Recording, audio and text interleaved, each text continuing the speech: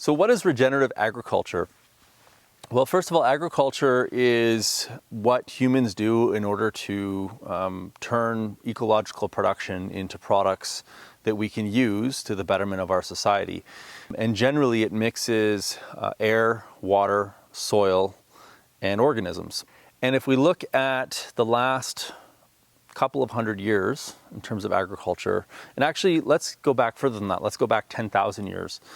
Agriculture, as we know traditionally, even before the Industrial Revolution or the Agricultural Revolution, basically followed the path of, or the pattern of three basic things, which is deforest, plow, and desertify. And this is really important to understand because we've actually been following this pattern for 10,000 years. And what's the definition of insanity? Is doing the same thing over and over again and expecting a different result. And maybe I'm giving us too much credit and we weren't actually expecting a different result. We were expecting the same result. So basically what happens when you follow that pattern of deforest, plow, and desertify, you're essentially mineralizing an ecosystem like this. And so there's all the biomass in the forest. There's all the biomass below the forest in the soil. And below that soil surface, you've got billions of microorganisms. And they're loaded with nutrients. I mean, just like my body is built out of proteins and carbohydrates and fats, micro and macro minerals, all of those arthropods and microbes and fungi are built out of the same building blocks. And so when you come in here and you cut all these trees down and you bulldoze them and you disturb the soil, you're basically running that soil through kind of like a Vitamix, especially when you plow it or you rototill it.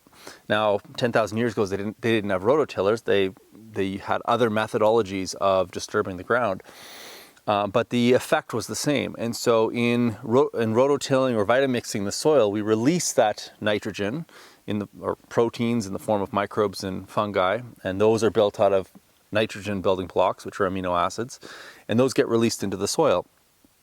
And so in doing that, what they noticed is that every time they brought an ecosystem down and they created disturbance, plants would grow better, and more plants created more humans. And over time, as they continued to cause that disturbance on the ground, they ended up growing more food until at some point they would exhaust the resources of that location, and then they would move to a new location and do the thing again. And so they had what's called a positive feedback loop. And as a result of that, the human population grew.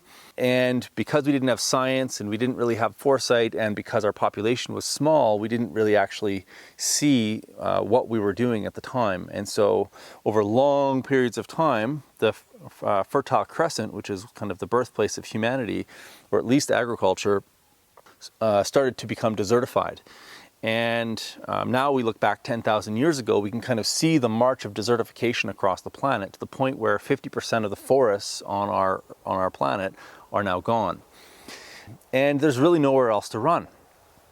And so now, fast forward, until the agricultural revolution, where all of a sudden we've got the ability to, through von Liebig, to artificially synthesize phosphorus, through Haber to artificially synthesize nitrogen. Now we're able to basically take control of the nutrient that our plants want in order to be able to grow tall and big. But that creates all sorts of other new challenges. And so we can grow more food without having to bring down forests. But the addition of these synthetic fertilizers, herbicides, pesticides, etc., creates new negative externalities, one of which is the nutrient collapse. And so if you Google that, you can see that the nutrition of food has been steadily declining over the last 50 years. And if you look at some of the more holistic practitioners, Zach Bush comes to mind, they're starting to raise alarm bells that there really is nothing left in our food, which is why a lot of our chronic disease is happening. And so regenerative agriculture aims to look at how we can continue to occupy the planet and still get all the benefits of agriculture, because really it does form the foundation of civilization. But instead of constantly looking at it as what can this agricultural system give me, it's more about how you create a system that still allows us to gain a yield, but understands the needs and the requirements of the agricultural system that we're depending upon, so that we're feeding that system as well. And if we do it in the right way, then every year that system should get better.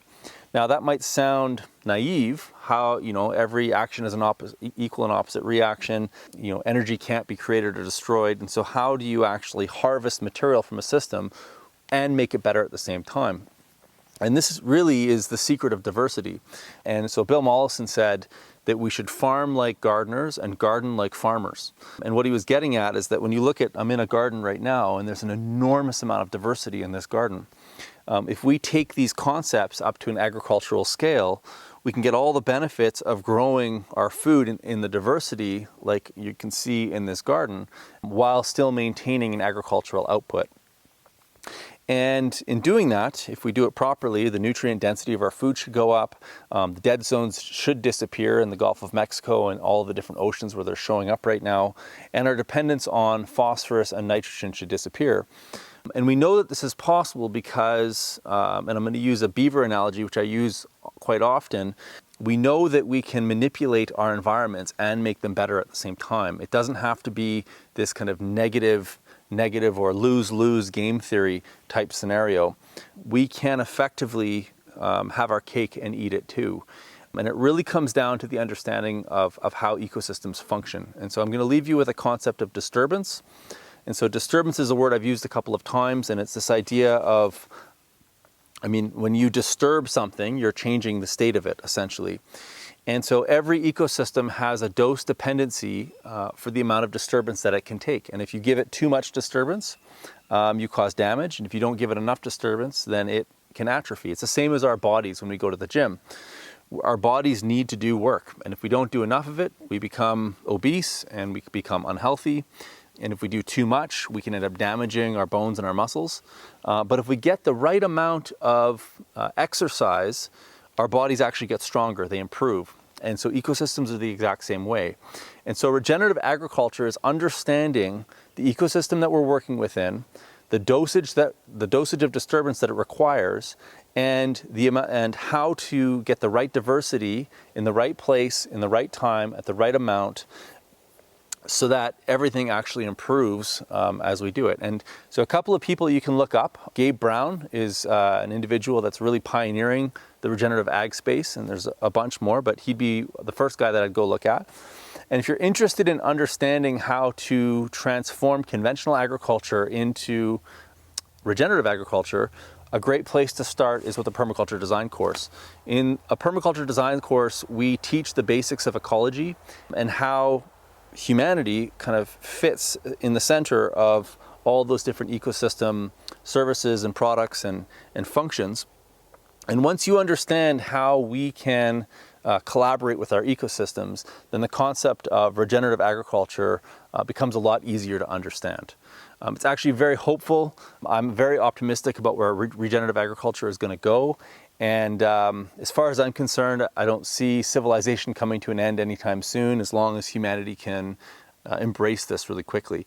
There are some scientists out there that are saying there's only 60 crops left on planet Earth. And so that's a big warning bell, but it's time to kind of bring out all the stops and get people starting this new revolution and growing food in a way that's actually going to make planet Earth better in the long run. Thanks so much, guys.